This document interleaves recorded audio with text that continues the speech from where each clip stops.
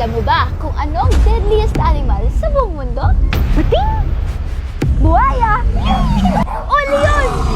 This is Lance! At sa araw na to, akala ng karamihan ang malalaking hayop ang mas mapanganib. Pero tandaan, maliit man ay nakakapuwing din. Yan ay ang lamok! Hindi siya pumapatay ng direkta katulad ng malalaking hayop dahil nagtatransmit siya ng sakit. Ang lamok ay parang isang flying syringe.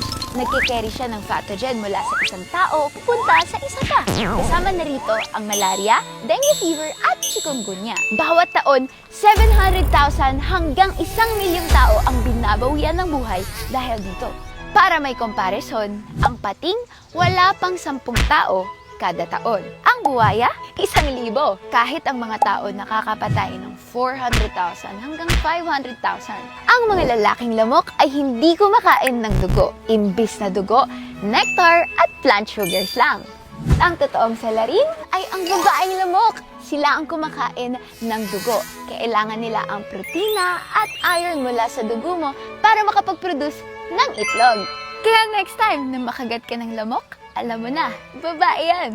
At huwag mong isipin na kailangan malapit ka sa lamok bago kanya makita. Dahil ginagamit niya ang carbon dioxide mula sa hininga mo. Yung init ng katawan mo, amoy ng pawis at balat mo. At ang ilang species ng lamok, nararamdaman nila ang carbon dioxide kahit pa 10 meters ang layo mo.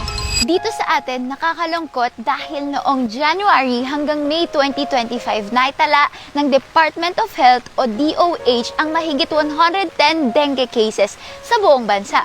437 deaths at karamihan sa mga batang pumanaw ay mula 5 hanggang 9 years old. Kaya next time, hindi pala next time, ngayon pa lang, ugaliing maglinis ng makuran at iwasang mag-imbak ng mga tubig na nakatenga at marumi.